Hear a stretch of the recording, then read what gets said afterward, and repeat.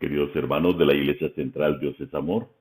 Es un privilegio poder estar con ustedes nuevamente para llevar el consejo de la palabra de Dios. Hay una palabra que, como la mayoría de palabras, utilizamos muy mal. La palabra humildad. Generalmente humildad lo asociamos a pobreza y eso es absolutamente falso. Yo puedo ser muy pobre y muy orgulloso. O en el proceso inverso, tener de la riqueza que aquí en la tierra se entiende como riqueza y tener posiciones y actitudes de humildad.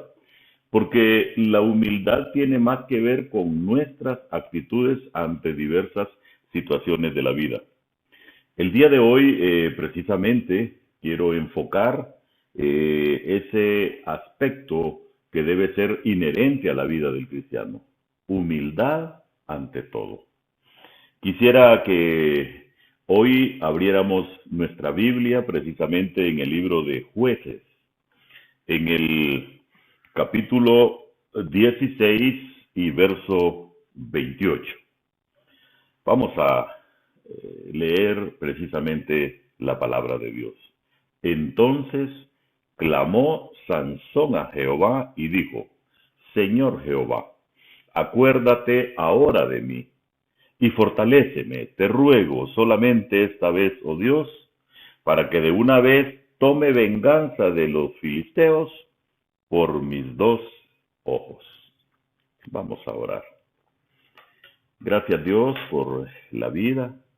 Gracias por la enseñanza de tu palabra. Esta nos lleva por caminos en los cuales podemos entender tu voluntad. Gracias Dios porque cuando vemos tu enseñanza bíblica, realmente nos vemos reflejados en un espejo y vemos nuestra condición. Hoy estamos hablando de humildad, esa que a ti te agrada, Dios. Permite entenderlo, permite que podamos aplicarlo a nuestras vidas. Lo hacemos con gratitud en el nombre de Cristo Jesús. Amén. Sin humillación realmente no hay arrepentimiento. Esto parece un cliché, pero no es eso, es una verdad. Y sin el arrepentimiento no alcanzamos perdón, tan necesario en nuestras vidas. Hoy con ese versículo estamos tratando de enmarcar la historia de Sansón, el hombre más fuerte destinado a hacer cosas grandes.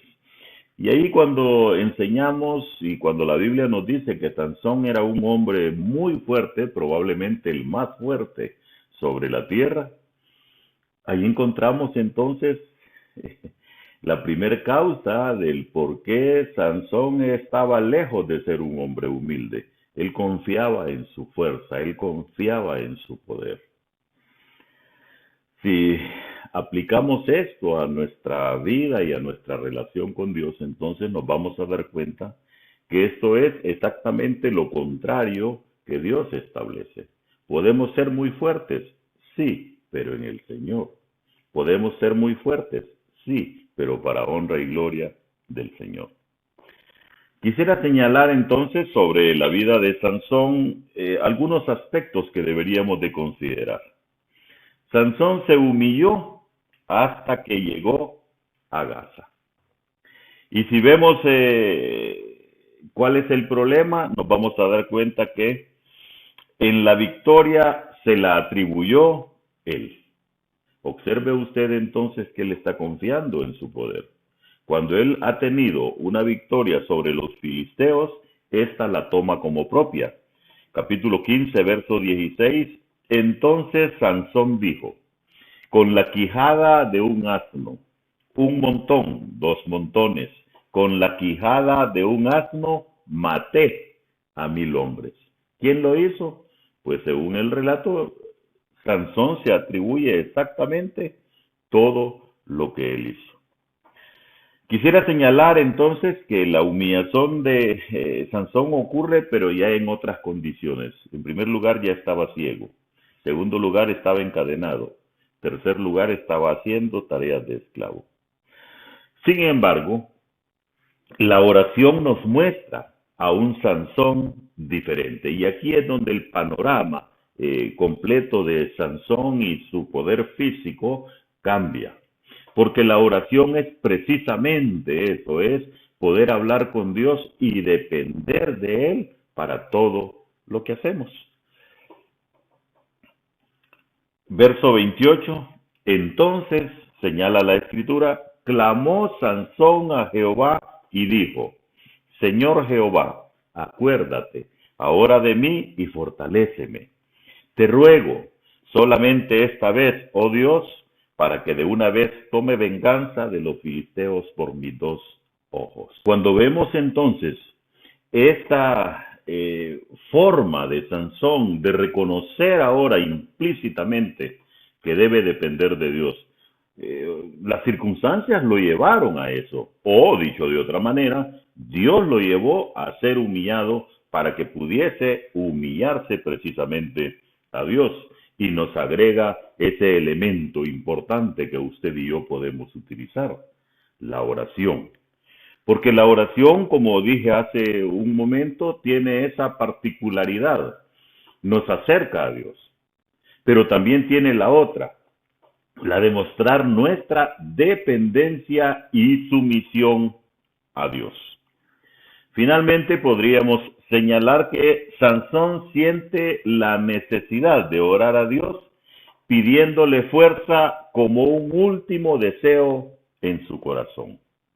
Y si pudiésemos aplicar esto hoy a cuál debería de ser nuestro comportamiento, yo podría decirle a usted, ¿por qué vamos a esperar el último momento? ¿Por qué mejor desde un principio no tenemos una buena relación con Dios? De manera que nuestras oraciones no tengan ningún tipo de estorbo. En la petición que Sansón hace, las palabras dos ahí son muy importantes. Te ruego y por favor. ¿Sabe por qué? Porque esas dos palabras, ya cuando uno las expresa con alma y corazón adentro, sí ya van mostrando un espíritu de humildad, un espíritu de sumisión y, como dije, un espíritu de dependencia. Finalmente, el verso 30, estamos ya en la parte final de la enseñanza, y dijo Sansón, muera yo con los filisteos. Entonces se inclinó con toda su fuerza y cayó la casa sobre los principales y sobre todo el pueblo que estaba en ella. Y los que mató al morir fueron muchos más que los que había matado durante su vida. Los creyentes deberíamos entonces cultivar una vida, en primer lugar, de obediencia. En segundo lugar, de dependencia. ¿Sabe por qué?